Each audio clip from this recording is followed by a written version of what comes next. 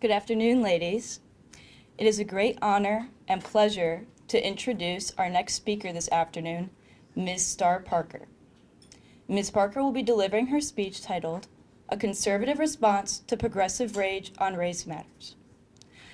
As identity politics continues to polarize our nation, conservatives often question how we should understand progressive views on race and react to the left's attempts to further divide Americans. I could not think of a more qualified woman to speak to us on this topic today than Ms. Parker. She has a distinguished career in both the private and public sectors. In 1995, she founded the Center for Urban Renewal Education, or CURE, with the purpose of consulting legislators on how to give America's disadvantaged a hand up rather than a hand out. But her influence did not stop there. In 2017, she brought her ideas to Washington and joined the White House Opportunity Initiative Advisory Team, where she continued sharing free market policy measures to aid those in impoverished communities. 1 year later, former Senate Majority Leader Mitch McConnell appointed her to the U.S. Frederick Douglass Bicentennial Commission. And in 2020, former President Donald Trump appointed her to the California Advisory Committee of the U.S. Commission on Civil Rights. In addition to this impressive list of achievements, Ms. Parker holds a bachelor's degree in marketing and international business from Woodbury University and has received numerous awards and commendations for her work on public policy issues. In 2016, CPAC honored her as a Ronald Reagan Foot Soldier of the Year. Ms. Parker was also the recipient of the Groundswell Impact Award in 2017, and the following year, Bott Radio Network presented her with its annual Queen Esther Award. Ms. Parker is a regular commentator on national television and radio networks, including the BBC and Fox News, as well as the author of several books, including Necessary Noise, How Donald Trump Inflames the Culture War and Why This is Good News for America, and Uncle Sam's Plantation, How Big Government Enslaves America's Poor and What We Can Do About It. Serving on the board of directors of both the National Religious Broadcasters and the Leadership Institute, Ms. Parker is active in aiding organizations that impact our nation's culture with a particular focus on addressing issues facing younger generations. To date, Ms. Parker has spoken on more than 225 college campuses, including Harvard University, UC Berkeley, and UCLA, and continues to be invited as a guest speaker at a variety of schools. Ladies, please join me in extending a warm welcome to Ms. Star Parker. Thank you. Yeah, did you hear that? I've already been on 200 and something colleges, and so I asked the Lord, never send me to another, especially not in today's environment. But when Michelle asked for me to come here, I'm like, I have to, I've got to go. But usually what happens then is they want me on college campuses. But I got to tell you something. While we were in the middle of COVID, I had stopped traveling, like most had stopped traveling. So I had to do something with my time, so I launched a television show, a weekly show. It's called Cure America with Star Parker, and now it's conflicting with me ever getting out of Washington, D.C., including going home. I used to, on a regular basis, get to go to California. I'd leave here in the swamp and go to La La Land, and then I'd leave Gomorrah and come back here to Sodom. But that has changed quite a bit, but I am still available certain days of the week to get out of here. And so I'm just honored to be here with you. I heard your introductions for what schools you're going to and what Congress leaders you're serving and other policy institutes here in Washington. It's just thrilling to be here in front of you. I run the Center for Urban Renewal Education. We're a policy center. We promote market-based solutions to fight poverty. We work in welfare reform and all related issues because our mission is to fight poverty, restore dignity through messages of faith, freedom, and personal responsibility. We want the government out of charity and the church back in. So I appreciate that some of you are interested in getting things done here in Washington, D.C., so people can live in a free society under God. Our nation is in very serious trouble right now. And the main reason that our nation is in such political and racial and social and economic crisis today is because the progressive left began a three-part cultural war on America's founding principles during the 21st century and secured for themselves massive institutional power. First, they scrubbed our schools of all reference from God, which opened this door for a culture of meaninglessness. Second, they undermined marriage with no-fault divorce laws, and they legalized abortion, which opened the door for a community and culture of materialism. Third, they established a welfare state through a war on poverty, which opened the door to a culture of melancholy.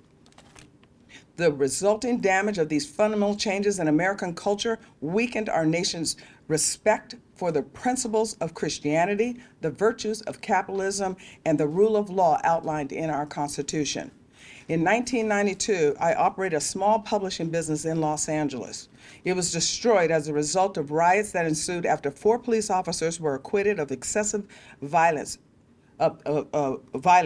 charges in the beating of Rodney King. Some of you weren't even born at that time when we had same type of response we're seeing today because of a police officer confrontation with a citizen, a private citizen. For those of you who don't know me and how I even got into this business to even operate my business then in Los Angeles, is because I had believed all the lies of the left.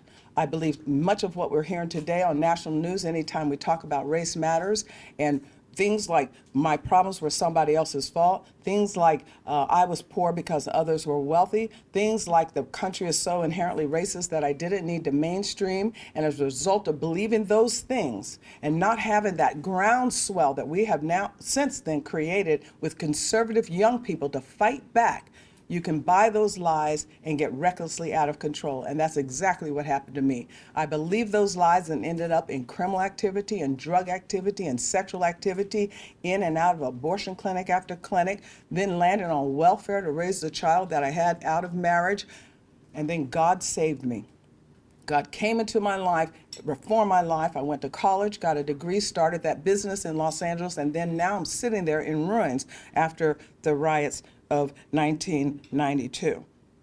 That event was a pivotal point in my introduction into public life and my work today in public policy. I started by consulting on federal welfare reform in the mid-90s so to help change the destructive realities that were taking our distressed communities and the whole nation in the wrong direction. But summer 2020, as I sat bunkered in my apartment here in Washington, D.C., while our nation's capital was being transformed into a war zone, I wondered with the Lord whether we were on the brink of civil war too. Domestic terrorists were roaming the streets, destroying private property, wanting to destroy our nation, pretending that they were rioting to save it. They defaced the Lincoln Memorial, the World War II Memorial, and they torched St. John's Episcopal Church, where presidents have prayed since 1816. No sane American of any ethnicity or political persuasion was not appalled at the horrible death of George Floyd at the hands of a policeman. In an announcement from my organization, the Center for Urban Renewal Education, we called for a national pastoral prayer for America to address the burden of race and rage. I noted in that announcement that George Floyd did not die as a black man, but as a human being under the protection of American laws, and that the moral assault on him inflicted a deep sorrow on every American, not just African Americans. And people who think that it's their duty to express sympathy to black folks must learn how to recognize that their grief is their own and not of some other looking for their generosity. Regarding allegations of racism, the Civil Rights Act of 1964 settled that question and was the declaration in America, in our history, that all citizens of our nation are free to discover their purpose and to build their individual destiny. The Civil Rights Act of 1964 was a rededication to the rebirth in our nation that we gained through a civil war, that we are a free nation under God. It was the Civil Rights Act of 1964 that was a renewal and a revitalization of the founding principles of freedom in our country. Dr. King's civil rights movement was about repentance and revival. This social justice movement that we're dealing with since his death is about revenge and redistribution. And this movement has worked over the last 50 years to institutionalize the perception of racism into all of our public systems post the Civil Rights Act of 1964. Make no mistake, their mantra that America is systemically and systematically racist is a poison that entrenches resentment and division among us, and their dogma will destroy what little decency is still alive in our great country. It is the progressive left that will hinder us from even becoming a more perfect union of eternal truths, limited government, free markets, and a pluribus unum. And thanks to their social justice activism, the progressive left has systematically reduced the fundamentals of citizenship in this country to race. And under the guise of diversity, equity, and inclusion, their daily hunt for racism from top to bottom in all our systems has elevated the perception of racism into a business that is now embedded in our public policy and in our public institutions. And unfortunately, the illusion of this lie of the social justice movement that's sowing increased distrust and painful racial distancing that conflicts with our actual heartland reality. Most Americans are cordial to their neighbors. They work hand in hand across racial lines, and they just want to be left alone. Most Americans of all ethnic backgrounds and all political and religious persuasions don't want a government built on fairness and equity, but a government built on equal justice under the law. So we have to ask ourselves, those of you that are on campus, you're seeing this division, you're seeing this painful, it's gotten to the place where if we continue down this road, we will have a civil war. So we have to ask ourselves, why such racial chaos today, 30 years after Los Angeles was torn up and my then business was destroyed? What is driving this heavy emphasis on race and gender, diversity, equity, and inclusion? And why does such rage accompany this social justice movement against any and all who disagree? Well, I think it boils down to a few things. One, and I think the most predominant one, is worldview. What we're in and what some of you may know, depending on what household you come from or what kind of information that you get, we are in a cultural war. We've been in this cultural war for quite some time. Some have pretended that it will just go away. Others have embraced it and are fighting in it. And you may have come from homes where you have seen that we are up against. If there's anything that President Joe Biden has said that's coherent, is that America is in a fight for the soul of this country. We're up against a battle for the heart and soul of this country. We are going to, as a nation, either be biblical and free, or we're going to be secular in status. And frankly, I think what free people of faith are up against is the spirit of arrogance. Arrogance that we do not need the God of our grandfathers and founders. Arrogance that mankind can build a perfect society through the force of government. And one difficulty of this fight against this pagan philosophy, I've gone back to just saying what King Solomon called it, scoffers. But many people don't read the Bible today, so they don't know what that means. But that's one of the problems, that far too many in our nation today are unchurched. And that's why we're starting to move slowly and now much more rapidly into a pagan society. Far too many Americans today say that they do not believe in Creator God. Thus, they have been lured to believe that mankind has ability to define good and evil without biblical guidelines. So now, after 58 years of social justice activism, building their perception of racism business, today, far too many with power inside this beltway, in the unionized media, in corporate business, and in denominational church leadership have convinced far too many others of our fellow citizens that our society would thrive in secular paganism, a culture of meaninglessness, materialism, and melancholy. And the result of their agenda is the destruction of orthodoxy, life, liberty, and private pursuits. Make no mistake what we are really battling when we hear from these social justice warriors and social justice activists in the name of racial equity. Today's social justice war inside our country against our founding principles under the guise of DEI is not about race. It's not about sexual orientation and gender identity, or what we call here SOGI. It's about power. And a major part of their agenda to get power to transform our country into a secular totalitarian state has been to harden the fear of racism and discrimination into Black culture, which is why, after their consistent and coordinated drumbeat to arouse anger and emotion after every negative and criminal incident involving a Black and a white, they then roll out statistics to show the glaring inequalities that persist between Black and white America. And yes, these statistics are moving and they're relevant, but we must distinguish between symptoms and causes. Statistics are symptoms. They measure and report results. Statistics do not speak to causes. And in my view, very few are thinking about the real problems and causes of racial disparities in America. It's not rocket science to figure out that changes in family structure are at root of the income and education disparities and the lack of social mobility in America today. Generational family is the source of life and growth. Generational families build values and encourage their children in school and out of school. And there's a huge body of evidence that shows the powerful role of generational family in shaping the lives of children and grandchildren. Yet the rate of husbands married to the mother of their children has fallen in half since the 60s. What is being defined as a racial and social justice problem in America today is really a subset of a national problem of moral collapse. And this collapse has disproportionately impacted our weakest communities and citizens. And in that disproportionate weakness, people lash out. And at the minute they're asked to hit the streets or pay $25 as BLM is paying for their protesters, $35 if you wear their t-shirt. This is what we are up against when it comes to this war that was created on the left and has now pulled all of us into choosing this day who we will serve. With all of the statistics being reported by the unionized media, you are hard-pressed to find reports of the most relevant statistics.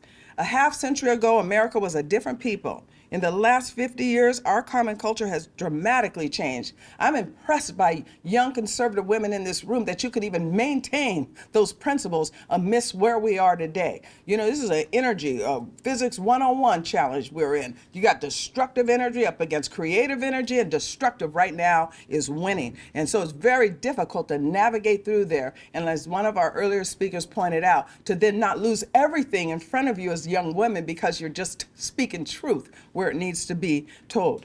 When Ronald Reagan was president, Roe v. Wade was 7 years old. Today, the number of deaths in the womb is 68 million and counting. When Ronald Reagan was president, 20% of Americans got more from government than they put in. Today, 60% of Americans get more from government than they put in and counting. In 1962, 71% of young women were married. In 2019, 42% of young women were married. In 1960, 5% of American children were born to unmarried moms. In 2019, 40% of American children were born to unmarried moms. And interestingly, this survey that just came out, Pew survey in 2020, found only 29% of young adults said that parents of children should be married. And only 16% of men said having children was essential to having a fulfilling life. Now, thank God that there are other organizations like your brother organization, Young America Foundation, that's kind of training up the guys so that you guys can get married and have healthy children. And that everybody's not like totally crazy and you're just like wondering what's going to happen to me with that kind of number. Well, there are a few out there in the faithful and God's watching over your life. But even more alarming, what you're up against is women. Only 22% of women in that survey said having children is essential to a fulfilling life, while 46% of the women said that their career is more important. One would think that 68 million abortions since 1973 alone would give any decent person in this country a reason to plead for God's mercy. Instead, as you notice, they're shutting the city down again, awaiting this decision from the court, that perhaps they're going to reach a conclusion that we all know deep in our heart, that is humanity. Abortion is a crime against humanity, and we should not be doing it. The left's war on orthodox religion and conjugal marriage in America has been extremely successful. The result is the moral, social, and economic turmoil we see today. So, one of the questions we have to ask ourselves, one of the questions you have to ask yourself, especially as you're going through career choices, and what is it that we should do? Where do we go from here? What do we do, especially when we know where the political Democrats want to go with current demands of so-called social justice? They're heading our nation into a communistic social order where government controls all aspects of public life. And in that type of controlled environment, there's no room for orthodoxy. There's no room for consistent worldview rooted in the Bible. What should we be doing when major swaths of our fellow citizens want a godless America with big government? What we do know is that under the Biden administration, progressives in Washington are currently going agency by agency, department by department to discover and collect In quotes, they're looking to discover and collect the data to support their claim that America is irredeemably racist because of its roots in Christianity and capitalism. They're holding congressional hearings right next door almost every single week on every aspect of their DEI theory. Yet if they were really serious with their goals, that they want to build equity, to bridge the wealth gap, then why do they constantly stand in the way of reforms to personalizing Social Security so that low-income workers can enter into the phenomena and the great miracle of compound interest? According to the Pew Research Center, 61% of white families have either direct or indirect ownership in stocks, while only 31% of black families do. Per the Federal Reserve, among white Americans aged 35 to 54, 65% have at least one retirement account. Among blacks in the same age range, we have 44% that own retirement accounts, which is one of the reasons that allowing the option to opt out of Social Security is so vitally important to low-income Americans. So why does the left, in their thirst for racial equity, stand in lockstep to keep the working poor from being able to put their payroll taxes into an IRA instead of sending it to the IRS?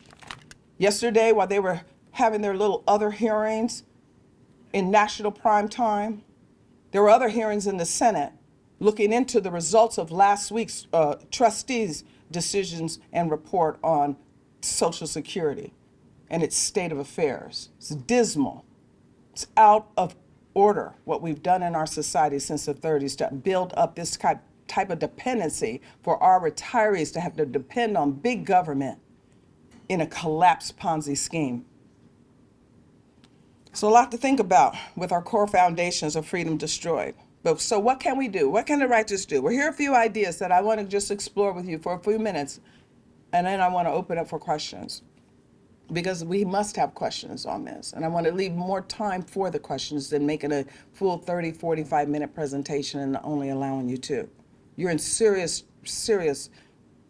challenge trying to go to a university, a school of higher learning, and then be crippled to not even be able to speak your mind when it comes to such important things. Here are a few ideas that I think conservatives should do in response to the social justice movement to recover our culture and our country. Number one, we have to have aggressive discussion at all political town halls that a country with no sense of law rooted in biblical truth is a nation where we will continue to see the collapse of generational family, the violation of personal property, and the theft. We will also lose our privacy, as many of you already know. Just the way that they can follow you on your phone is pretty scary if you're a conservative and you're mentioning certain words that some think we shouldn't say in the public square anymore. And when I talk about the political town halls, you should do them on your universities too. It's one thing to have a lot of speeches, and we should do that, but it's another to also take on issues of the day and promote our ideas and agenda on those same campuses. Instead of just constantly swatting out flies like what we're having to do now with all of these nominations they keep putting up. Get aggressive and get into the issues so that matter to everyday people's lives so that we can change the narrative and change the discussion. Number two, we need to demand public policies that will reverse all of the laws that were enacted from the 30s and the 60s that collapsed personal responsibility and forced all of us to share space. And I'm talking real aggression. Social Security is one size fits all retirement in a government plan that it would be illegal if you're a business set aside. A business can't do that. They can't force current workers to pay for current retirees, especially in a society where we should be very fearful. You should be very fearful that that pyramid turned upside down, because far too many women have been convinced that their children are hazards, and they don't have many as a result. So it's totally upside down and will not sustain itself, even for those that think that there's some merit in government controlling our retirement savings. One policy idea that we need to do and demand is respect for life, from womb to tomb. We need to wash all of what they've done since Roe v. Wade out of every law in this country, whether it's in the nation's capital or in our local communities, our local states, every single one of them. We have 5,000 pregnancy care centers across this country. We need to push against them when they say we're the people that don't care what happens to the child after it's born. No, it is the Christian community that has always been there for the poor. Others are not there. They depend on government.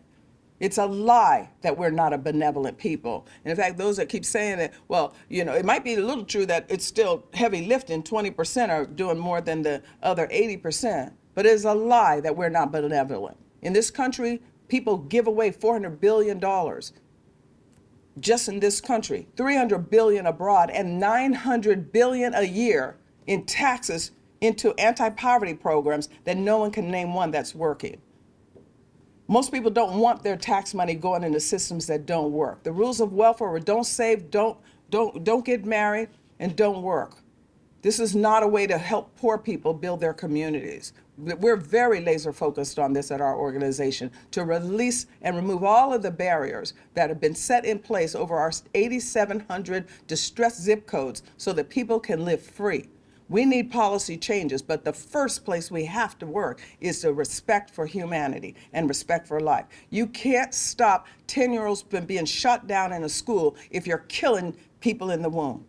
This is unacceptable, and we need to be very bold about our pro-life positions and very learned about what is available in the private Christian sector for those that are in need. Second thing we can do is change our housing and healthcare policies and make sure that they promote individual freedom and flexibility. These are areas, those of you that are interning in the congressional offices and the Senate offices may be hearing a little bit about the discussions that are taking place here. Every single thing that Republicans are working on right now to remove barriers that they keep saying that we're going to try to steal from people so they can starve or be kicked out of their home is a movement toward freedom and flexibility so that they can flourish in this beautiful free country of ours. Third thing is policies for parental choice in education. Familiarize yourselves with what's getting ready to happen at that court. While they're over there protesting and now threatening the lives of judges because of the decision of Roe v. Wade getting overturned, the court is also ruling next couple of days, next couple of weeks, on a Maine school choice decision. And it's looking really good for us that finally money can follow children to schools parents want. No longer will even poor kids be trapped in failing government-funded, union-controlled schools. That main decision, following our Espinosa decision that we got during COVID, to where the people up there in Montana, one family, God bless Miss Espinosa, took it all the way to Supreme Court and said, why shouldn't I have been able to take that scholarship that I won and give it to the Christian church that I want, the school I want? Well, in Maine, it's even more fascinating. There are more rural, so they don't have a lot of public schools in every neighborhood, so they've been a voucher state. Go to any school except one that's religious, except one that's Christian. And they sued, and the court heard. And I listened to all the testimony. It was brilliant. And we might win that one. And if we get that one, this is a major victory. Learn the victories of what we have been able to do and start talking about them on your campuses when you're confronted with this social justice message of you just all are a bunch of racists. If we're just a bunch of racists, why is it that every time we're empowered, Black people fare well? How is it that after Trump signed the tax bill into law and money started moving around and businesses started hiring, that for the first time in the history of this country, we had more African Americans in year 2019 over $75,000 a year than under $25,000 a year? Where is the press on this one? Where is the press finally saying that, you know what, maybe America really does work even for African Americans, even for those that after a history of slavery and Jim Crow and then a welfare state could still be successful? Record numbers of businesses were beginning to open. One of the biggest challenges in Black community is in the natural progression of transferring. Everyone starts struggling. Most of immigrants come in here, they're struggling. That first generation, your granddad, your great-granddad, they were struggling to get that business going. Then that next generation enters into some sustainability. Then that next generation enters into success. And with success, that next one is able to do more, educate, invest, open a business. Well, the problem in Black America is we killed 24 million since Roe v. Wade. So that next generation, after the baby boom generation, that generation that should be our investors and our entrepreneurs, were flushed down a toilet. So we have very small numbers now to work with to recover ourselves. And these social justice warriors think that the answer is expanding government. There are many of us that say no, and I want you to say no on your campuses as well. We need policy changes that have been consistent with conservatives that believe in humanity, that believe in talent distribution, that believe that everyone has something that they can offer. And we need to remove all these governmental barriers so that they are living free. In each and every one of those distressed zip codes, most now in major cities in our country, have one thing in common. Government got there before charity. Government got there before corporate.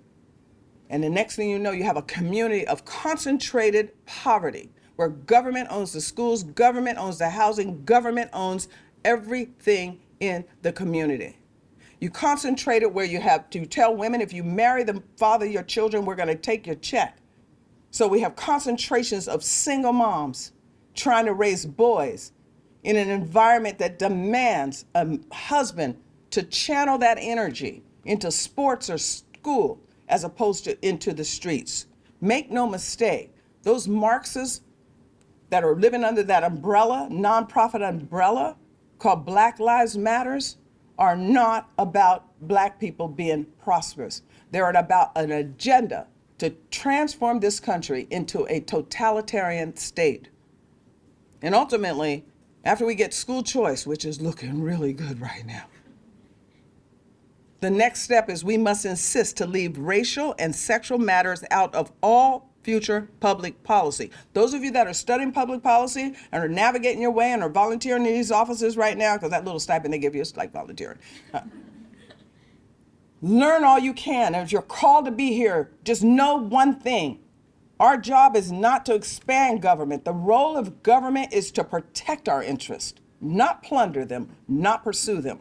We have enough people here that say that they're conservatives, that have Republican on their office name, and they're building out government just a little bit more slowly than the left. Let's get all of these things out of public policy, in addition to purging all affirmative action, racial preference, and SOGI language from any existing law. These are the ideas that we're promoting over at CURE, and I'm fighting here. And I hope that you'll join us, you'll support us. Freedom are the values that you as conservative women must fight for in your communities. You must fight for on your campuses. And I pray that you will continue to do just that. Thank you.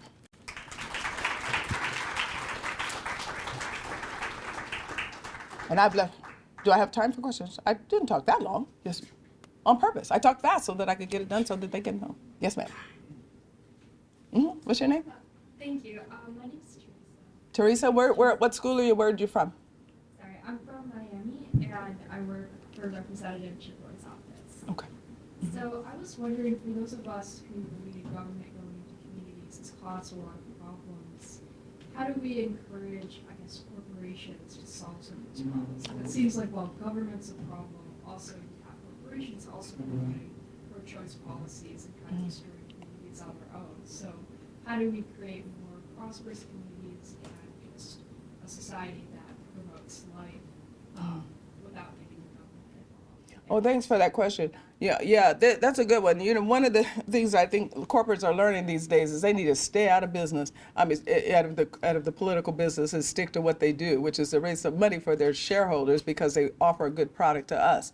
One of the major accomplishments of President Donald Trump that got very little press is he signed into law in that tax bill an initiative that was authored by Senator Tim Scott and Senator Cory Booker. It's an opportunity zone initiative. I think in my introduction they said that I was part of the task force that we were working through ideas. It got in. And what happened with that initiative is then it started to develop out traction, if you will. What do we do next? There are 8,700 we identified. How did we identify where the exact broken zip codes were? Because Donald Trump carried a very big stick. He made a promise to Black people, to poor people, that he was going to fix the inner cities. And even though they didn't vote for him, he still came in here with that promise that I'm going to try to fix this. So he wanted to know how. So, well, he's a businessman. He know how. So everybody wanted to tell him how to do it. So when he said, well, where is it? They said, well, it's in the states. So he had every governor have to, okay, tell me your bottom broken. I want 10% down. How many governors responded to his call? Y'all know? All 50 states, no one said no to Donald Trump.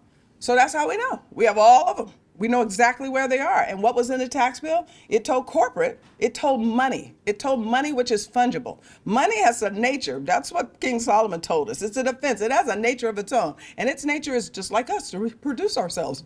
Its nature is to reproduce itself. So if you tax it over here, it's going over there. So what it was, a tax initiative to say, if you go into this community, any one of these 8,700 zip codes, we won't tax you if you keep it there 10 years. Now, if you keep it there 7 years, we might do a little tax. And money started saying, really, where? This is the corporate role. The corporate role is, the political role is not to control the corporations. The corporation's job is to offer us a service or product that we want to buy. They need to stay out of trying to micromanage different states and what they're doing with different laws.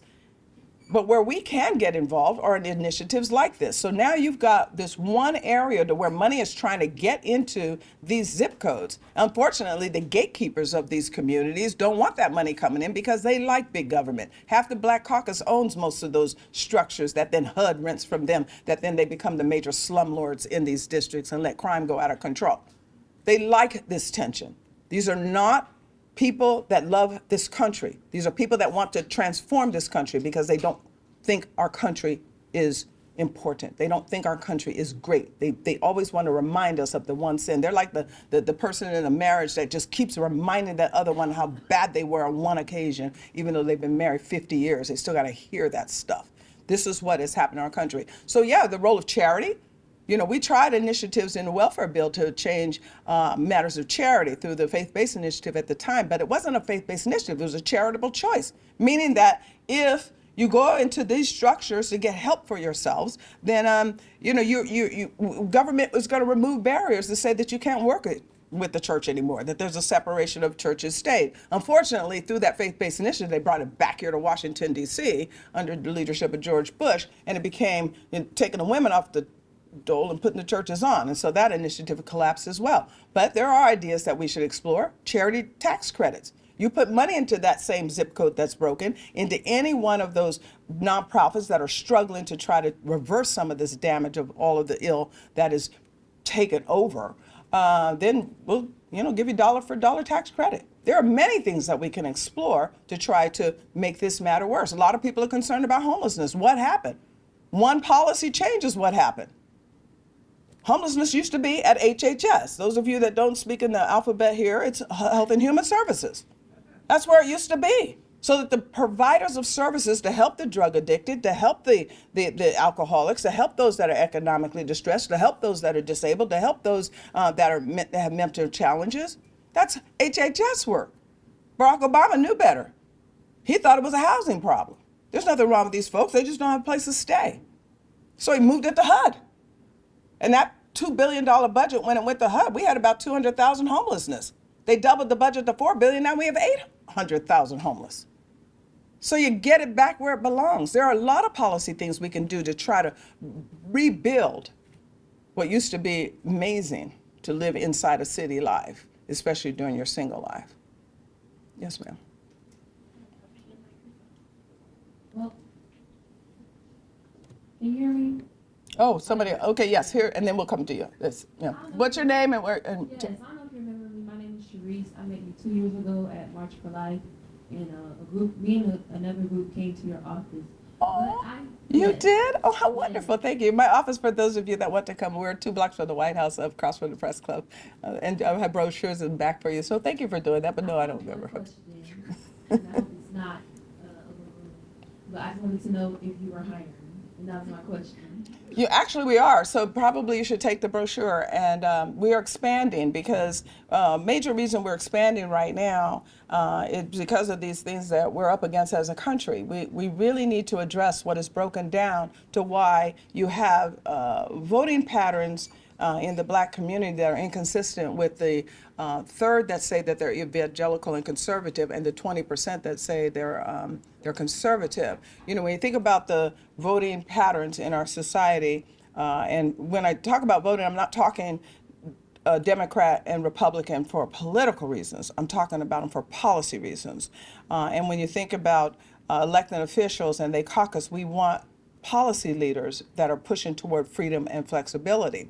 Well, what's happened in our ethnic communities, well, first I'm going to say what happened in our society as a whole. I mentioned a lot about Ronald Reagan and what it looked like on the social questions. Well, on the other question of ethnicity, when Ronald Reagan was president, about 88% of the electorate was white. Well, now it's about 70%, and a third of them are liberals, so they're not going to vote for flexibility and freedom. So there's a need to really start engaging the ethnic groups that are being told one side of the story, and that is that America doesn't work for us. America doesn't work for any ethnics. It's us against them.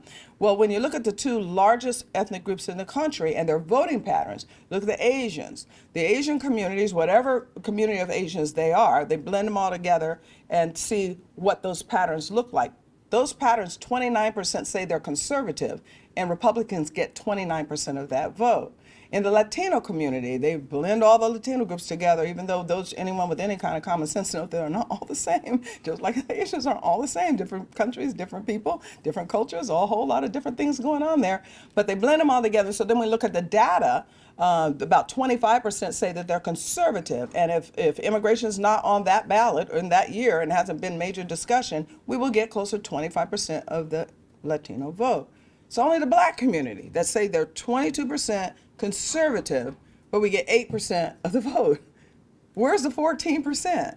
Well, the data is showing that they have other interests. There is a concern in our society, and especially when you have aggressiveness from the left that continuously tells us that they're out to get you. And every incident where there's between a black and a white, like I just pointed out, they elevate to a national crisis. So people are afraid because the other side is not addressing this at all. And therefore, you will live in that fear. So yes, we have to expand. So yes, I think that you should contact us and let's look at your skill set. You already sent an email, you said? I think you should. Yes. Hi, thank you so much for being here. So my question, you're probably much more knowledgeable about this case than I am, but I was learning about intersectionality in one of my college classes. And they explained about a Supreme Court case where there was a higher standard of scrutiny for, I think, race discrimination and a lower standard for gender discrimination. And so it made sense to have a different analysis for black women who felt they were discriminated against in both of the camps. Of course, the slippery slope is, now we have oppression scorecards in our schools. Right. But how do you respond to that kind of, accusation or argument that intersectional individuals? Like who's the most egregious? Wait, you said there's a court case I'm not familiar with. I learned in my class about a Supreme Court case in the 90s or 80s of where the Supreme Court would have analyzed like gender discrimination differently than they would have race discrimination. So black women needed their own kind of analysis since they crossed intersectional lines. Oh my, no, I'm not familiar with that at all. But I do know that one of the cases that went forth on affirmative action, which is now being looked at again, which is a great thing. In fact, it's wonderful. The Asians are saying, you know what, we are not going to do this anymore. We're not going to not be based on merit and excel just because you want to take us out of that box and put us where? Not with you haven't put us with the whites either. But we're looking at another case. But there was a case during that time, and I'm not very familiar. I'm not a lawyer. I know Carrie was supposed to be here, the lawyer. I'm a social policy consultant, so I work mostly on the congressional, and we work with the clergy and the grassroots. But yes, there have been cases where you have affirmative action, and then they try to splinter it off into other little people groups, and now everybody wants to come to the party. The only ones that are left out are white males, and not all white males. It depends on which gender they decide they want to be in, and it depends on what where they fall in political lines. They go to church, they might have problems. So I'm not as familiar, but that gets to what I said in my presentation, that we've got to scrub ourselves of all of these things, and most of them are not in court decisions. Most of them are in these departments. I mean, every one of them have civil rights offices that are being run by just a horrible left. People asked me why I would go on that committee for civil rights in California, because, well, one reason is because Trump carries a very big stick and you can't tell him no, even though I was trying to find someone else to do it. And now I'm glad I did, because we're actually studying the disparate impact of AB 5 on minorities. And that's a union overreach anyway, and it was really fascinating that we were able to get to look into that. But now what's the challenge? The challenge is the same challenge that we have in the different departments and all of these other racial structures that they put in. The right has ignored this for so long that it's entrenched and it's metastasized. We've got to have people that are not afraid to take on these issues, but are actually studying them and come in and that are available to be on these commissions, available to be on these committees, available to be in these offices.